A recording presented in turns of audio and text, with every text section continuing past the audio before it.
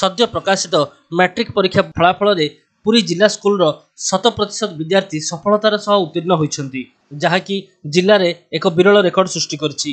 समुदाय 327 जन परीक्षार्थी मध्य समस्त छात्र छात्री पास होते बेले A1 ग्रेड रे 5 जन छात्र छात्री उत्तीर्ण होती। लक्ष्मीप्रिया नायक, ओम प्रकाश सेनापति, सुचिस्मिता बेहेरा, रितेश रंजन बिशोई, जसवंत प्रधान प्रमुख A1 ग्रेड उत्तीर्ण होती।